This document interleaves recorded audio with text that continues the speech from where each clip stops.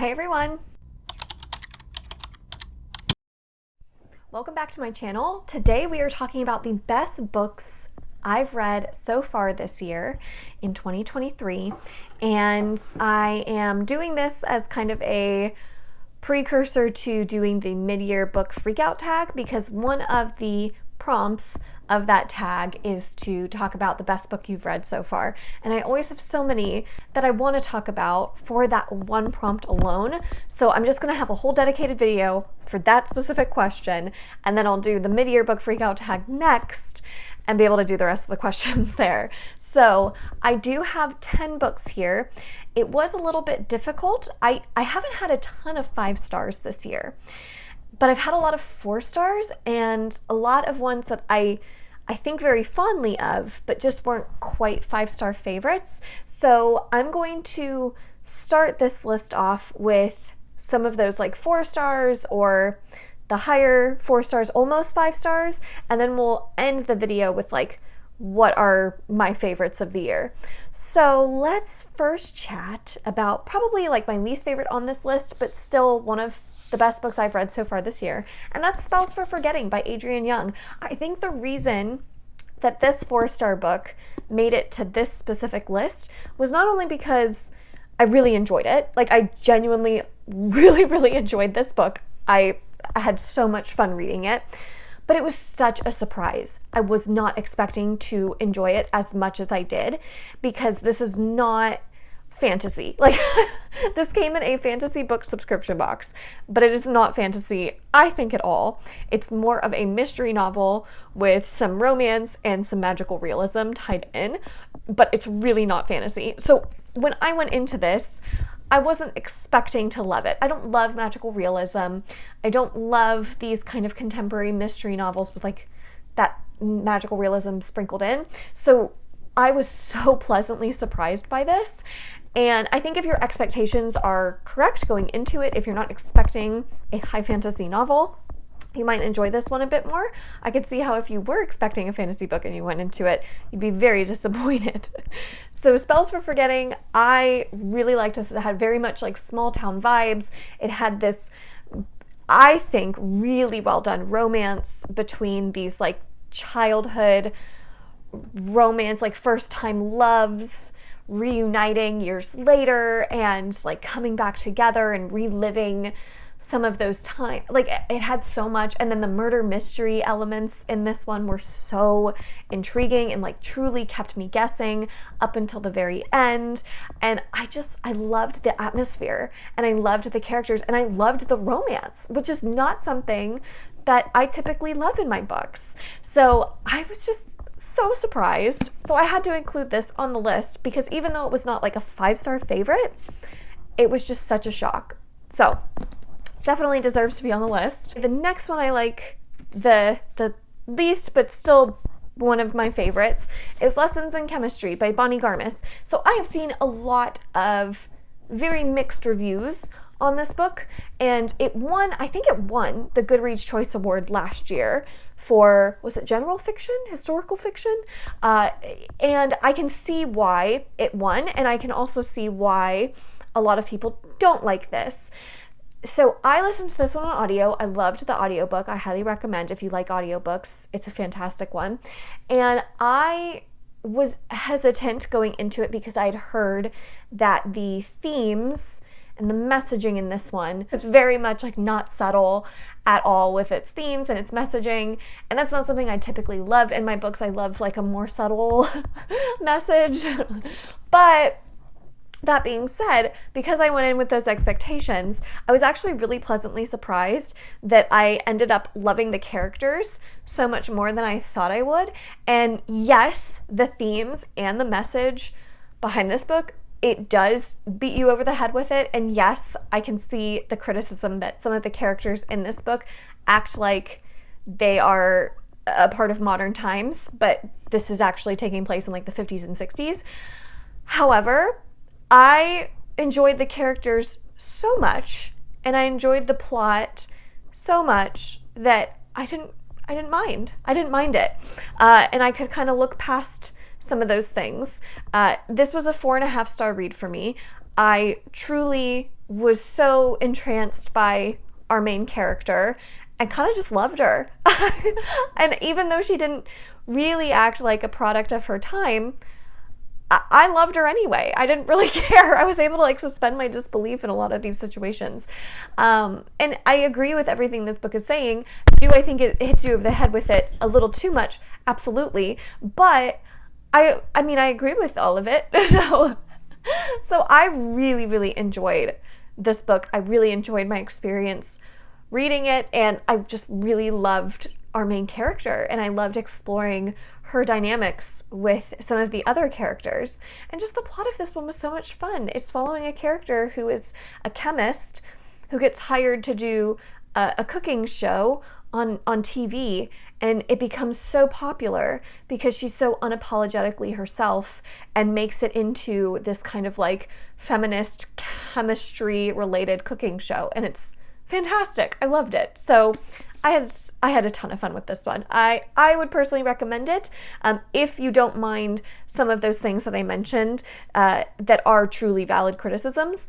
If you don't mind those things, if those things wouldn't bother you, I think that this is a fantastic book. And the next 4.5 star I have to talk about is Take a Hint, Danny Brown by Talia Hibbert. This was so much fun. This is a friends to lovers romance book. The reason I loved it so much was because I loved Danny, and I loved our main love interest in this book. He actually really reminded me of Roy Kent from Ted Lasso. If anyone watches that show, Roy Kent is my favorite character by far on that show, and the fact that the main love interest in this book was giving me Roy Kent vibes, I was totally here for it. I loved it. And I just think that Talia Hibbert's humor works so well for me. This book truly did have me smiling, laughing at certain points. I just really enjoyed it. So I definitely will continue to check out anything that Talia Hibbert writes. I definitely want to finish out the Brown Sisters trilogy, and I thought that this was fantastic and deserves all the hype it gets. The next book is Amari and the Great Game by B.B. Alston. This is one that I also gave 4.5 stars, and I had read Amari and the Night Brothers, the first book in this series, last year, I think. And that one I gave 5 stars. So I still really loved Amari and the Great Game, just maybe not quite as much as the first book. And I think a big reason behind that is because one of the things I loved so much about the first book was getting to explore this new kind of fantasy world alongside Amari. And by the second book, she's already kind of established in this world. So that kind of discovery alongside a character just isn't really happening in this book. However, I did really like the mystery in this book. I had no idea who is behind the mysteries, and the actual game aspect of this book was so much fun. So I still absolutely adore Amari. I adore the main cast of characters. I actually really liked some of the friendships that had developed in this one that were very unexpected from the first book. So I had a great time with it. Just maybe not quite as much as the first book, but still fantastic, and I will keep going with this series for sure. Kind of cheating with the next one a little bit, because those are all of the 4.5 and 4-star books I have on this list, but this one I haven't technically finished reading yet. But by the time this video goes up, I will have finished reading it, and I'm so close to finishing this book, you can see how much I have left, that I feel pretty confident at this point. I mean, something would really have to go sideways by the time that we reach the end of this book for me to not have it belong on this list. So I'm going to make the assumption that this will be deserving of a place on this list by the time I finish it. And that is The Combat Codes by Alexandra Darwin. This was a science fiction novel that was so kindly sent to me by the author and publisher. And this was originally self-published, had since been picked up by Orbit and is being republished. And I had no idea what to expect going into it. I'd heard it was very action-packed. The fact that it's more sci-fi, I just wasn't sure if it was going to be for me.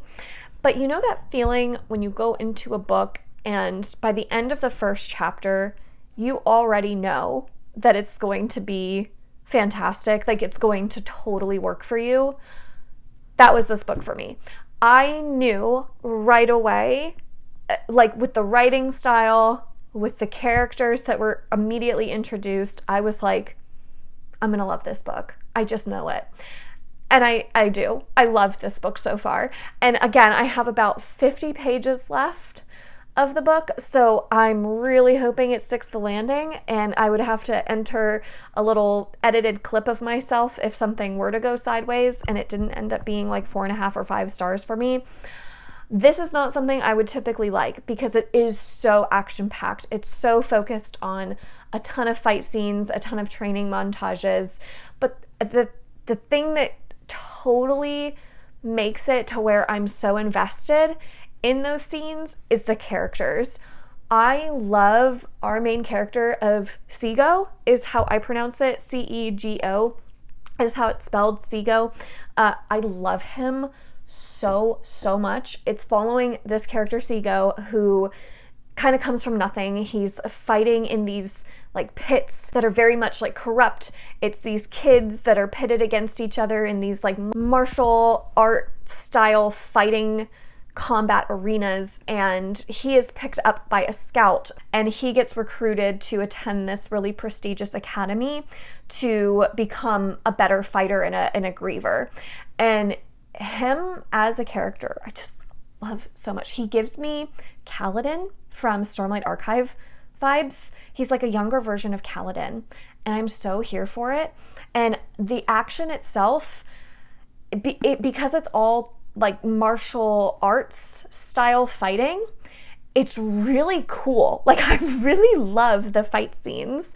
This is fantastic. I'm so excited to continue on in this series. The rest of these books are all 5 stars, so let's begin with like the least favorite of the 5 stars, and I'm going to give that to Trust of the Emerald Sea by Brandon Sanderson. I loved this book. I thought it was charming, delightful, whimsical. The world itself was so much fun. The magic in it is Sanderson's signature magic, where it's just so creative and imaginative. And then Tress as a main character, I absolutely loved. I found her adorable.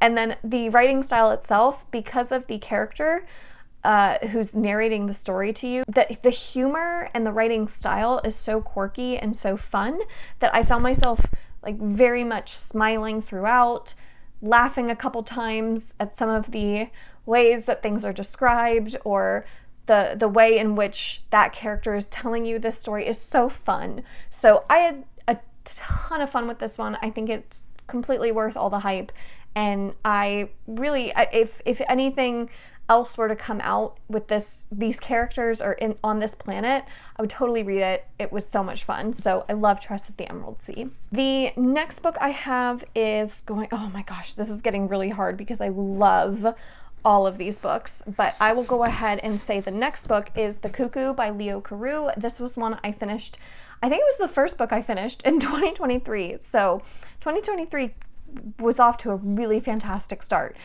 This is the third and final book in the Under the Northern Sky trilogy, starting with The Wolf. And The Wolf I gave 4 stars. The Spider, the second book, I gave 4.5 stars. And this book I gave 5 stars. I think every book improved upon its predecessor with everything, like characters, plot, pacing, everything. I loved this third and final book so much, and I thought it was the most perfect ending to this trilogy. It was at times very emotional. It was full of twists and turns. It really just had these moments of such triumph and such low moments that it was just an emotional roller coaster throughout. I loved this, and I would totally read anything else this author writes. This might end up being one of my favorite series now because of how well it stuck the landing. So I just have to give it up to Leo Carew and to the series for having one of the best series finales I've read in any fantasy series. Truly amazing. The next book I have is The Last Word by Taylor Adams. This was a new release from this author who had previously written No Exit, which is another fantastic thriller. I love that book. This one is following a character who writes a 1-star review of this book, and the author finds their 1-star review and threatens them if they don't take it down. And so you have an author who is kind of unhinged, who is going after this reviewer who gave him 1 star. And it is bonkers. It is wild. This truly is a thrill ride from start to finish. I could not stop reading this book. It was full of so many twists and turns, and even though it doesn't have the most shocking reveals, the edge of your seat feeling that you have while you're reading it, you just can't stop. You just can't stop reading it. It's so good. So I loved this book. I loved it. And I loved our main character so much. She was amazing, smart, savvy, just such a good main character for a thriller book. Oh my gosh, I loved her so much. So I can't recommend this enough. Taylor Adams once again knocked it out of the park. This was even better than No Exit for me. So this one I've seen a ton of positive reviews for, and it deserves every single one of them. I loved this book. It was so good. Oh, I'm down to my final 2. This was really hard to choose one or the other. So I'm going to say the second to last book I have is The Last Tale of the Flower Bride by Roshani Chokshi. This one, like some of the other books in this stack, this one was such a surprise to me. I never thought I would have loved this book as much as I did. And the reason is because it's not fantasy. Once again, this came in a fantasy subscription box. It's not fantasy. It is a mystery book with some romance. It's like a gothic type mystery book, and it also has a little bit of magical realism that acts as kind of like a metaphor for what's going on with these characters. So I do not think you should go into this book expecting a fantasy book. I think that is a disservice to this book, but I loved it regardless. I can't believe I loved it as much as I did. The writing is so flowery that truly, I don't know why I love this book as much as I do. The flowery writing was some of my favorite writing that I've read. I loved the way Roshani Chokshi would describe certain things or would develop certain things. That there were so many moments in this book where I wanted to stop and tab the book because there were such beautiful, poignant quotes throughout that this one is one I will definitely reread sooner rather than later so that I can just kind of tab and keep track of all of these delicious quotes that Roshani Chokshi had. Unbelievable writing. I loved it. The characters themselves, while they're not characters that I love or feel any sort of personal investment towards, they were just so enchanting and intriguing to read about that I just was so entranced by this book. It truly was like this very seductive, kind of sultry, gothic mystery novel, and it just had such beautiful themes, and the fever dream quality of it, where it's is some of this stuff really happening or is it not, just made it so fascinating. I loved it. I loved this book. So I don't know why. This is so not my typical kind of book that I love, but it worked so well for me and I'm so happy it did. And then finally, my favorite book of the year so far, and again, I'm kind of cheating here because technically it's a series that I finished this year, but I'm gonna hold up Night's Shadow by Sebastian de Castell. But honestly, the entire Greatcoat series can go in this top spot, and that includes Saint's Blood, the 3rd book, and then Tyrant's Throne, the 4th book. All of those I gave 5 stars. I love the Greatcoats. It's now one of my new favorite fantasy series of all time. I love the writing so much. I love the world. I love the characters. I love the fight scenes. Everything about it just totally worked for me. It has this kind of lighthearted tone to it, but then there's also these very, very heavy emotional moments as well. And the characters and their dynamics between each other, I was just so invested. And truly, I have never read a book where I've been more invested in fight scenes. I love the swordplay in this series so much. So I just can't recommend Greatcoats enough. It is so much fun. I think you should probably check out some of the content warnings because it does get very, very heavy at certain parts. It's not all like swashbuckling fun. There's some things that are really horrible that happen in this series that I would want to warn people about so that they're not totally caught off guard. But that being said, I thought that just the emotional beats totally hit for me.